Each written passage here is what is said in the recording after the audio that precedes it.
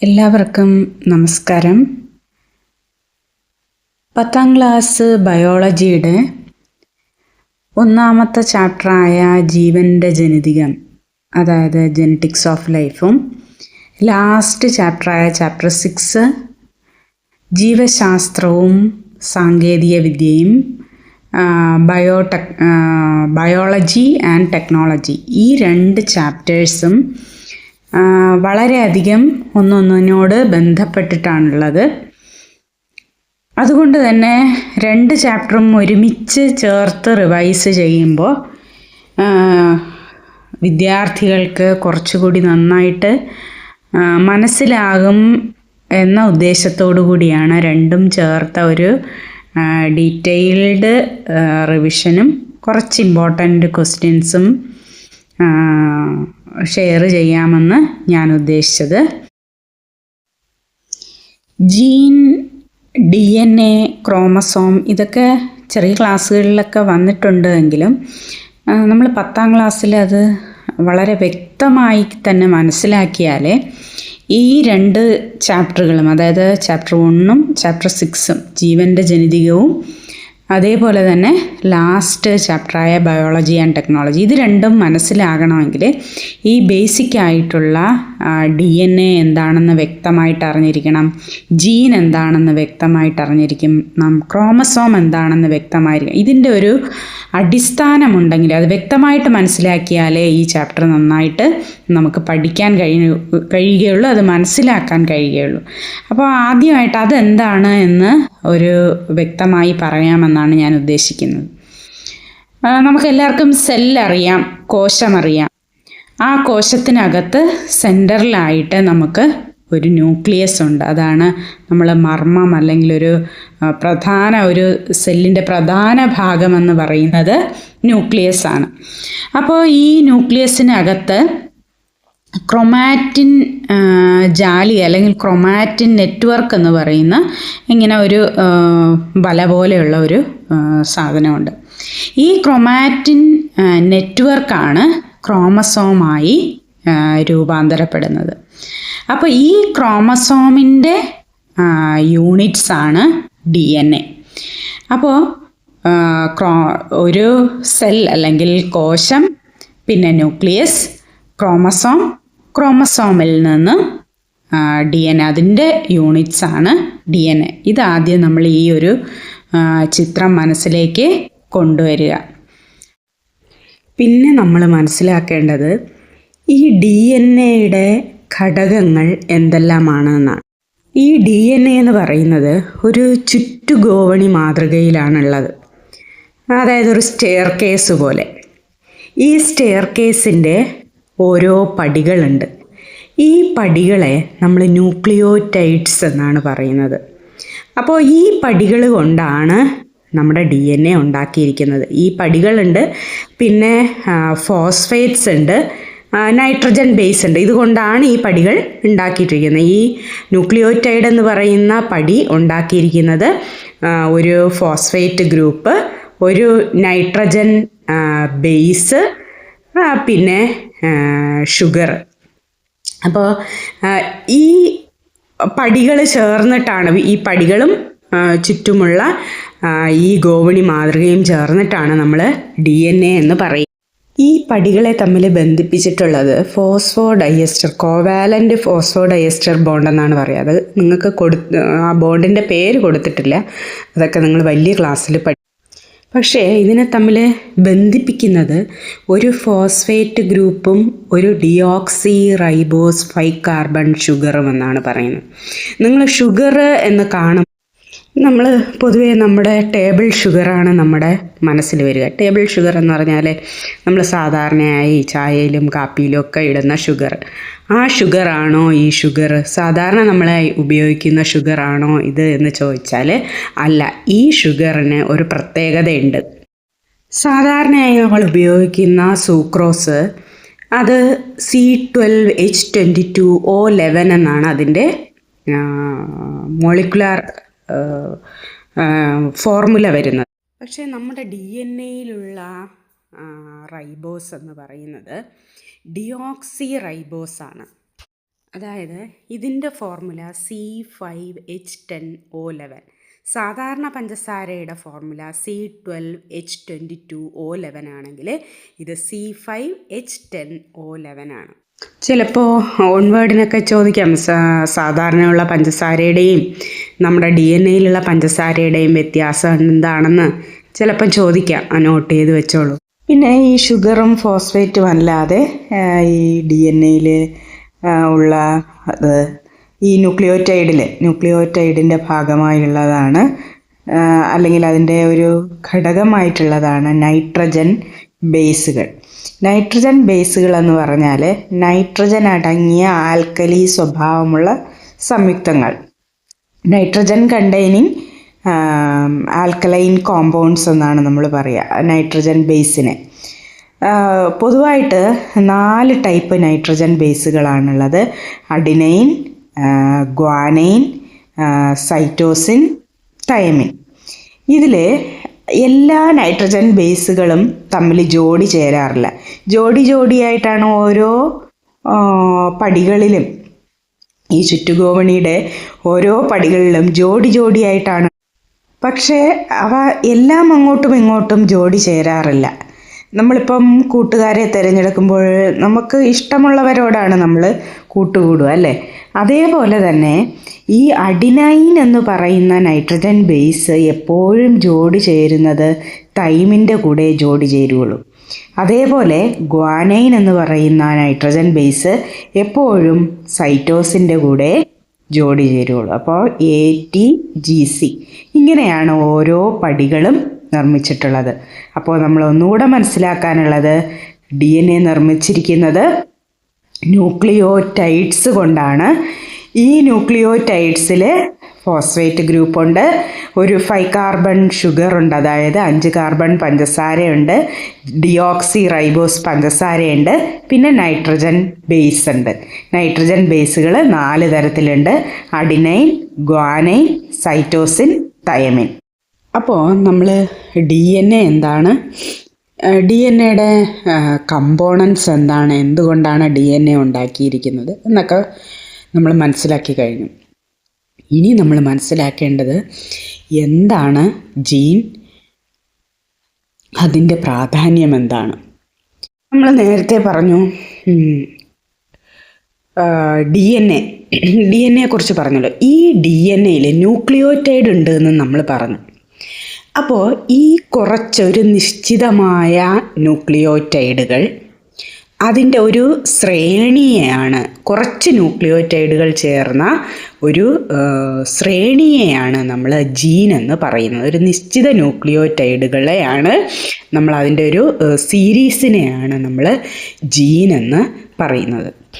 അപ്പോൾ gene is a specific sequence of nucleotides in DNA. ക്രോമസോമിൻ്റെ ഭാഗമായ യൂണിറ്റ്സായ DNAയിലെ കമ്പോണൻസ് എന്ന് പറയുന്നത് ന്യൂക്ലിയോറ്റൈഡ്സ് ആണ്. ആ ന്യൂക്ലിയോറ്റൈഡ്സിലെ ഒരു സീരീസ്, നിശ്ചിത സീക്വൻസുകളെയാണ് നമ്മൾ എന്തോന്ന് പറയുന്നത്, ജീൻ എന്ന് പറയുന്നത്. ഇനി ജീനിൻ്റെ പ്രത്യേകത എന്താണ്? ജീൻ എന്തിനാണ് നമുക്ക് ശരീരത്തിൽ ആവശ്യം? നമ്മുടെ ശരീരത്തിലെ എല്ലാ മെറ്റബോളിക് ആക്ടിവിറ്റീസ്, നമ്മൾ മെറ്റബോളിക് ആക്ടിവിറ്റീസ് എന്ന് പറയുമ്പോൾ അതിന് കാറ്റബോളിസവും ആനബോളിസവും വരും. കാറ്റബോളിസം എന്ന് പറയുന്നത് ഓരോ കോമ്പൗണ്ടിനെയും ബ്രേക്ക് ഡൗൺ ചെയ്യുന്നത്, അനബോളിസം എന്ന് പറയുന്നത് ഒരു കോമ്പൗണ്ടിനെ ഉണ്ടാക്കുന്നത്. ഫോർ എക്സാമ്പിൾ, ഇപ്പോൾ ഗ്ലൂക്കോസ് യൂണിറ്റ്സിനെ ഗ്ലൈക്കോജനാക്കി മാറ്റുന്നു, ഗ്ലൂക്കോസിനെ ഗ്ലൈക്കോജനാക്കി മാറ്റുന്നത് ആനബോളിസവും, ഗ്ലൈക്കോജനെ തിരിച്ച് ബ്രേക്ക് ഡൗൺ ചെയ്ത് ഗ്ലൂക്കോസ് ആക്കി മാറ്റുന്നത് കാറ്റബോളിസവുമാണ്. അപ്പോൾ ഇത് ഒരു എക്സാമ്പിൾ മാത്രമാണ്. നമ്മുടെ ശരീരത്തിലെ സർവ്വ ആക്ടിവിറ്റികളെയും എല്ലാത്തിനെയും ഏകദേശം നിയന്ത്രിക്കുന്നതും കെമിക്കൽസാണ്. പ്രത്യേകിച്ച് നമ്മൾ പറയുമ്പോൾ എൻസൈംസ് ആൻഡ് ഹോർമോൺ. ഈ എൻസൈംസ് ആൻഡ് ഹോർമോൺസ് എന്ന് പറയുന്നത് പ്രോട്ടീൻസാണ്. അപ്പോൾ ഈ പ്രോട്ടീൻസിനെ സിന്തസൈസ് ചെയ്യുന്നത്, അതായത് നമ്മുടെ ആവശ്യത്തിനായി സിന്തസൈസ് ചെയ്യുന്നതിന് ഒരു ലാംഗ്വേജ് ഉണ്ട്. അതായത് നമ്മളൊരു ഇപ്പോൾ സാമ്പാർ ഉണ്ടാക്കാനൊരു റെസിപ്പി ഉണ്ട് എന്ന് പറയുന്നത് പോലെ തന്നെ ഈ പ്രോട്ടീൻ എന്ന് പറയുന്ന സാമ്പാർ ഉണ്ടാക്കാനുള്ള റെസിപ്പി ഉള്ളത് ജീൻസിലാണ്. ഇപ്പോൾ നമ്മളൊരു സാമ്പാറിന് മല്ലിപ്പൊടി, മുളക് പൊടി, പിന്നെ ഉപ്പ്, കായം ഇതെല്ലാം ചേർത്താണ് നമ്മളൊരു സാമ്പാർ ഉണ്ടാക്കുക. അപ്പോൾ ഇതൊക്കെ എത്ര വേണം, അതിലെന്തൊക്കെ ചേരുവകൾ, അതായത് മല്ലിപ്പൊടി വേണോ മുളക് പൊടി വേണോ, ഇതൊക്കെ തീരുമാനിക്കുന്നത് നമ്മുടെ ജീൻസാണ്. അതിലെഴുതി വെച്ചിട്ടുണ്ട്. അതായത് നമ്മളിപ്പം കാറ്റ് എന്ന് വായിക്കണമെങ്കിൽ നമ്മൾ സിയും എയും ടിയും അടുത്തടുത്ത് വന്നാലാണ് നമ്മൾ കാറ്റ് എന്ന് വായിക്കുക. അതുപോലെ ഡോഗ് എന്ന് വായിക്കണമെങ്കിൽ ഡിയും ഒയും ജിയും അടുത്തടുത്ത് വന്നാലാണ് നമ്മൾ ഡോഗ് എന്ന് വായിക്കുക. അപ്പോൾ അങ്ങനെ ഒരു സീക്വൻസിൽ ഇപ്പം നമ്മൾ ABCD പോലെ തന്നെ ഒരു സീക്വൻസ് ആയി എഴുതി വെച്ചിട്ടുള്ള സാധനം വേണം ജീൻസാണ്. അപ്പം ജീൻസിൽ നിന്നും അതായത് DNA-യിൽ നിന്നും ഈ മെസ്സേജ് RNA വഹിച്ചു കൊണ്ടുപോയി, ഈ ജീൻസും DNA ഒക്കെ ഉള്ളത് ന്യൂക്ലിയസിലാണ്. ഇവിടെ നിന്ന് RNA വഹിച്ചു കൊണ്ടുപോയി ന്യൂക്ലിയസിൻ്റെ പുറത്ത് സൈറ്റോപ്ലാസത്തിൽ കൊണ്ടുപോയി എന്ത് ചെയ്യുന്നു, നമ്മുടെ പ്രോട്ടീന് നിർമ്മിക്കുന്നു. അപ്പോൾ ഇതിൻ്റെ റെസിപ്പി എന്ന് പറയുന്നത് ജീനിലാണ്, DNA-യിലാണ് ഉള്ളത്. അത് എഴുതി വെച്ചിട്ടുള്ളത്, റെസിപ്പി എഴുതി വെച്ചിട്ടുള്ളത് ജീനിലാണ്. അപ്പോൾ ഈ ഒരു ഉദാഹരണത്തിൽ നിന്ന് നിങ്ങൾക്കത് എന്താണെന്ന് മനസ്സിലായിട്ടുണ്ടാവും എന്ന് ഞാൻ വിശ്വസിക്കുകയാണ്. അപ്പോൾ ഇനി ഈ DNA-യിൽ നിന്നാണ് നമ്മുടെ എല്ലാ പാരമ്പര്യമായിട്ടുള്ള നല്ലതും ചീത്തയും എല്ലാം, അതായത് ആരോഗ്യവും അനാരോഗ്യങ്ങളുമെല്ലാം, ഇപ്പോൾ നിറയെ മുടിയുള്ളതും ബാൾഡ്നെസ് വരുന്നതും, അങ്ങനെ നമുക്ക് പാരമ്പര്യമായി കിട്ടുന്നതായ എല്ലാ കാര്യങ്ങളും ഈ ജീനിലാണ് റെക്കോർഡ് ചെയ്ത് വച്ചിരിക്കുന്നത്. അതായത് നമ്മളിപ്പോൾ ഒരു ഹെൽത്തി ലൈഫ് സ്റ്റൈൽ കൊണ്ടുവരികയാണെങ്കിൽ നമ്മൾ ഈ ജീൻസിലാണ് നമ്മൾ മാറ്റം വരുത്തുന്നത്. എന്നിട്ട് അങ്ങനെ നമ്മൾ ജീൻസിൽ മാറ്റം വരുത്തുമ്പോൾ അടുത്ത തലമുറയിലേക്ക് ആ ഹെൽത്തി ആയിട്ടുള്ള ജീൻസ് പോകും. അപ്പോൾ നമ്മൾ ലൈഫ് സ്റ്റൈലിൽ ഉണ്ടാകുന്ന മാറ്റങ്ങളും ഈ ജീൻസിനെ അഫക്റ്റ് ചെയ്യും. അതിനനുസരിച്ചുള്ള കെമിക്കൽസ് നമ്മുടെ ശരീരത്തിൽ ഉണ്ടാകും. പിന്നെ ഞാൻ നേരത്തെ പറഞ്ഞിരുന്നു, നമ്മുടെ ഈ DNA-യിലുള്ള ഒരു റെസിപ്പി പോലെയാണ് ഈ ജീൻസിൻ്റെ ലാംഗ്വേജ് എന്ന്. അപ്പോൾ അതിലെന്തെങ്കിലും തെറ്റുകുറ്റങ്ങളുണ്ടെങ്കിൽ അതിനനുസരിച്ചുള്ള അസുഖങ്ങൾ നമുക്ക് വരും. അപ്പോൾ തെറ്റുകുറ്റങ്ങളുണ്ടെങ്കിൽ, ആ റെസിപ്പിയിൽ അക്ഷരത്തെറ്റുണ്ടെങ്കിൽ നമ്മളത് മാറ്റണം. അപ്പോൾ അതിനുള്ള ഒരു ക്രമീകരണത്തിൽ നമുക്ക് മാറ്റം വരുത്താൻ കഴിയുന്ന ഒരു രീതിയാണ് ജീൻ എഡിറ്റിംഗ് എന്ന് പറയുന്നത്. അപ്പോൾ ഈ ജീൻ എഡിറ്റിങ്ങിന് ഉപയോഗിക്കുന്ന ഒരു സാങ്കേതിക വിദ്യയാണ് ഈ ക്രിസ്പർ സാങ്കേതിക വിദ്യ എന്ന് പറയുന്നത്. അതായത് നമ്മുടെ ജീൻസ് എഡിറ്റ് ചെയ്യാനുള്ള സാങ്കേതിക വിദ്യ അല്ലെങ്കിൽ ഒരു രീതി, അതാണ് ഈ ക്രിസ്പർ ടെക്നോളജി എന്ന് പറയുന്നത്. ഇതുവഴി നമുക്ക് ആവശ്യമില്ലാത്ത ഗുണം നീക്കം ചെയ്യാനോ അല്ലെങ്കിൽ ആവശ്യമുള്ള ഒരു ഗുണം ചേർക്കാനോ നമുക്ക് സാധിക്കും ഈ ജീൻ എഡിറ്റിങ്ങിലൂടെ അല്ലെങ്കിൽ ക്രിസ്പർ ടെക്നോളജിയിലൂടെ. പിന്നെ ഈ ക്രിസ്പർ ടെക്നോളജി എന്താണ് എന്ന് ചിന്തിച്ചാൽ, ശരിക്കും ബാക്ടീരിയകളൊക്കെ നാച്ചുറലായിട്ടുള്ള, ബാക്ടീരിയയിലുള്ള ഒരു നാച്ചുറൽ ഡിഫെൻസ് മെക്കാനിസം, അതായത് വൈറസുകളെ പ്രതിരോധിക്കുവാനുള്ള ഒരു നാച്ചുറൽ ഡിഫെൻസ് മെക്കാനിസം, പ്രകൃതിയാലുള്ള ഒരു ഡിഫെൻസ് ഈ ഡിഫെൻസ് മെക്കാനിസത്തിൽ നിന്നാണ് നമ്മൾ ക്രിസ്പർ എന്ന് പറയുന്ന സാങ്കേതിക വിദ്യ രൂപപ്പെടുത്തി എടുത്തത്. ഇതിൽ നമ്മൾ 2 കാര്യങ്ങൾ ഉപയോഗിക്കുന്നുണ്ട്. അതായത് Cas9 എന്ന് പറയുന്ന ഒരു എൻസൈമാണ് നമ്മളൊരു സിസർ പോലെ DNA മുറിക്കാൻ നമ്മൾ ഉപയോഗിക്കുന്നത്. പിന്നെ ഏത് ഭാഗമാണ് എന്ന് മുറിക്കേണ്ടത് എന്ന് നമുക്ക് കാണിച്ചു തരാനായി നമ്മൾ ഗൈഡ് RNA അല്ലെങ്കിൽ gRNA എന്ന് വിളിക്കുന്ന ഒരു RNAയും നമ്മൾ ഉപയോഗിക്കുന്നുണ്ട്. ഈ 2 പോയിൻറ്റും എക്സാമിന് ചോദിക്കുക എന്നുള്ളതാണ്. ഇതിൽ ഉപയോഗിക്കുന്ന RNA ഏതാണ്, അതായത് ഗൈഡ് RNA അല്ലെങ്കിൽ gRNA. ഇതിന് ക്രിസ്പർ ടെക്നോളജിയിൽ ഉപയോഗിക്കുന്ന എൻസൈം ഏതാണ്? Cas9 എന്ന് പറയുന്ന എൻസൈമാണ് ഇതിൽ സിസർ ആയി ഉപയോഗിക്കുന്നത്. DNA കട്ട് ചെയ്യാനായിട്ട് ഒരു സിസറായി അല്ലെങ്കിൽ ഒരു കത്രികയായി ഉപയോഗിക്കുന്നത് Cas9 എന്ന് പറയുന്ന എൻസൈമാണ്. പിന്നെ ഏതാണെന്ന് DNA ഏത് ഭാഗമാണെന്ന് കട്ട് ചെയ്യുന്നത് എന്ന് കണ്ടുപിടിക്കാൻ ഒരു RNA ഉപയോഗിക്കുന്നു. അതിൻ്റെ പേര് gRNA അല്ലെങ്കിൽ ഗൈഡ് RNA എന്നാണ്. ഈ 2 പോയിൻറ്റും പ്രത്യേകം നോട്ട് ചെയ്ത് വയ്ക്കുക, നിങ്ങൾക്ക് എക്സാമിന് ഉപകാരപ്പെടും. അതുപോലെ ഈ ക്രിസ്പർ ടെക്നോളജിയിൽ 3 സ്റ്റെപ്പ് ഉണ്ട്. അതായത് ആദ്യം നമ്മൾ ഏത് ഭാഗമാണോ കട്ട് ചെയ്യേണ്ടത് ആ ഭാഗം കണ്ടെത്തുക, ഐഡൻറ്റിഫൈയിങ് ദ ടാർജറ്റ്. ഏത് ഭാഗമാണോ, ഏത് ടാർജറ്റാണോ നമുക്ക് കട്ട് ചെയ്യേണ്ടത് അതിന് നമ്മൾ ആദ്യം കണ്ടെത്തും. അത് കണ്ടെത്താൻ ഉപയോഗിക്കുന്നതാണ് ഗൈഡ് RNA അല്ലെങ്കിൽ gRNA. അതിൻ്റെ സെക്കൻഡ് സ്റ്റെപ്പ് എന്ന് പറയുന്നത് കട്ടിങ് തന്നെയാണ്, മുറിക്കുക എന്ന് തന്നെയാണ്. കട്ട് ചെയ്യാൻ നമ്മൾ ഉപയോഗിക്കുന്ന ഏതാണ്? എൻസൈം Cas9 എൻസൈം യൂസ് ചെയ്ത് നമ്മളതിനെ കട്ട് ചെയ്യുന്നു. അത് സെക്കൻഡ് സ്റ്റെപ്പ്. ഇനി മൂന്നാമത്തെ സ്റ്റെപ്പിൽ നമ്മളതിനെ എഡിറ്റ് ചെയ്യും. ഏതാണ് ആവശ്യമുള്ളത് അതിനെ ചേർത്തതിന് ശേഷം ആവശ്യമില്ലാത്തതിനെ കളയും. അത് ജീൻ എഡിറ്റിംഗ്. അപ്പോൾ നമ്മുടെ ക്രിസ്പർ സാങ്കേതിക വിദ്യ അല്ലെങ്കിൽ ക്രിസ്പർ ടെക്നോളജിയുടെ 3 സ്റ്റെപ്സ്, അതായത് ലക്ഷ്യഭാഗം തിരിച്ചറിയൽ അല്ലെങ്കിൽ ഐഡൻറ്റിഫൈയിങ് ദ ടാർജറ്റ്, മുറിക്കൽ അല്ലെങ്കിൽ കട്ടിംഗ്, തേർഡ് സ്റ്റെപ്പ് എഡിറ്റിംഗ്. ഇനി അടുത്ത ടോപ്പിക് എന്ന് പറയുന്നത് നമ്മളിങ്ങനെ ജീൻ എഡിറ്റിങ്ങിലൂടെ ഒക്കെ ജനിതകമായി മാറ്റം വരുത്തിയ ജീവികൾ അവ എങ്ങനെയായിരിക്കും, അതിൻ്റെ പ്രത്യേകത എന്തൊക്കെയായിരിക്കും എന്നാണ് അടുത്ത ടോപ്പിക്കിൽ വരുന്നത്. ജനറ്റിക്കലി മോഡിഫൈഡ് ഓർഗാനിസംസ് അല്ലെങ്കിൽ GMOs എന്ന് സാധാരണയായി പറയും. ജനിതക മാറ്റം വരുത്തിയ ജീവികൾ.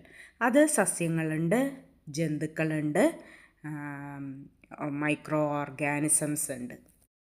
സസ്യങ്ങളിൽ BT കോട്ടൺ, അതായത് കീടത്തിനെ പ്രതിരോധിക്കാൻ കഴിവുള്ള കോട്ടൻ്റെ ചെടി. അതേപോലെ സോയാബീൻ എന്ന് പറഞ്ഞാൽ കള വരാതെ സ്വയം പ്രതിരോധിക്കാൻ ശേഷിയുള്ള സോയാബീൻ. പിന്നെ ഗോൾഡൻ റൈസ്, പോഷകാഹാരം അല്ലെങ്കിൽ പോഷക ഗുണം കൂടിയ റൈസ്, ഗോൾഡൻ റൈസ്. അതേപോലെ തന്നെ പപ്പായ, സ്വയം വൈറസ് വരാതെ സ്വയം രക്ഷിക്കാൻ കഴിവുള്ള പപ്പായ. അതേപോലെ സൂക്ഷ്മജീവികൾ അല്ലെങ്കിൽ മൈക്രോ ഓർഗാനിസത്തിൽ പണ്ടൊക്കെ അനിമൽസിനെ ഉപയോഗിച്ചുകൊണ്ടാണ് ഇൻസുലിൻ പ്രൊഡക്ഷൻ ചെയ്തുകൊണ്ടിരുന്നത്. പക്ഷേ ഇന്ന് നമുക്ക് ഒരു മൈക്രോ ഓർഗാനിസത്തിനെ ഉപയോഗിച്ചുകൊണ്ട് ഇൻസുലിൻ ഉണ്ടാക്കാനുള്ള സംവിധാനങ്ങൾ വന്നിട്ടുണ്ട്. അപ്പോൾ ഇൻസുലിൻ പ്രൊഡക്ഷന് ശേഷിയുള്ള ഈ കോളയെ എന്ത് ചെയ്തു, ഡെവലപ്പ് ചെയ്ത് വെച്ചിട്ടുണ്ട്. അതേപോലെ തന്നെ ഫെർമെൻറ്റേഷൻ ശേഷി, ഇപ്പോൾ നമ്മൾ ബ്രെഡ്, അതേപോലെ തന്നെ ബ്രെഡ് കേക്കെന്ന് മാത്രമല്ല, നമ്മളിപ്പോൾ പനി വന്ന് അല്ലെങ്കിൽ എന്തെങ്കിലും ഒരു ഇൻഫെക്ഷൻ വന്ന് ആശുപത്രിയിൽ പോകുമ്പോൾ എടുക്കുന്ന ആൻറ്റിബയോട്ടിക്കുകൾ വരെ നിർമ്മിക്കാൻ കഴിവുള്ള മൈക്രോ ഓർഗാനിസംസ് ഉണ്ട്. അപ്പോൾ ഇതിൽ ഫെർമെൻറ്റേഷൻ നിങ്ങൾക്ക് പഠിക്കാൻ കൊടുത്തിരിക്കുന്നത് ഫെർമെൻറ്റേഷൻ ശേഷിയുള്ള ബേക്കേഴ്സ് ഈസ്റ്റിനെ കുറിച്ചാണ്. ഇങ്ങനെ എന്തെങ്കിലുമൊക്കെ ഓർഗാനിസത്തിൻ്റെ പേര് എഴുതാൻ ചോദിക്കാൻ സാധ്യതയുണ്ട്. ജന്തുക്കളിലാണെങ്കിൽ ഗ്ലോ ഫിഷ്, അതായത് ഇങ്ങനെ ഫ്ലൂറസൻ്റ്, അതായത് ഇങ്ങനെ വെളിച്ചം പുറപ്പെടുവിക്കുന്ന ഫിഷ്. അതേപോലെ തന്നെ മാലിന്യങ്ങളൊക്കെ വിഘടിപ്പിക്കാൻ കഴിവുള്ള സ്യൂഡോപ്യൂട്ടിഡ എന്ന് പറയുന്ന ഒരു മൈക്രോ ഓർഗാനിസം. അതെത്ര ഉപകാരപ്രദമാകുമെന്ന് നോക്കിക്കോളൂ. ഇപ്പോൾ നമ്മുടെ മാലിന്യ കൂമ്പാരങ്ങളെല്ലാം വളരെ ലഘുഘടകങ്ങളാക്കാൻ കഴിവുള്ള മൈക്രോ ഓർഗാനിസം വരെയുണ്ട്. അതേപോലെ തന്നെ നല്ല രോഗപ്രതിരോധ ശേഷിയും വേഗം വളർച്ച പ്രാപിക്കുന്നതുമായ സാൽമൺ സസ്യം. ഇങ്ങനെ ജനിതക മാറ്റം വരുത്തിയ ഒരുപാട് ജീവികളെ, മനുഷ്യന് ഉപകാരപ്രദമായ ഒരുപാട് ജീവികളെ ഉണ്ടാക്കിയിട്ടുണ്ട്. അതേപോലെ തന്നെ നല്ല നൈട്രജൻ ഫിക്സേഷൻ കഴിവുള്ള റൈസോബിയം, അതൊക്കെ ചെടികളുടെ വളർച്ചയ്ക്ക് സഹായിക്കും. അപ്പോൾ ഇത് ഒന്ന് നിങ്ങൾ പഠിച്ചു വെക്കുന്നത് നല്ലതായിരിക്കും. പരീക്ഷയ്ക്ക് ഇതിലേതെങ്കിലുമൊക്കെ എഴുതാൻ ചോദിക്കാൻ സാധ്യത ഉണ്ട് ഈ ഭാഗം, ജനിതക മാറ്റം വരുത്തിയ ജീവി. അപ്പോൾ ഇത്രയൊക്കെയാണ് ഈ ക്ലാസ്സിൽ.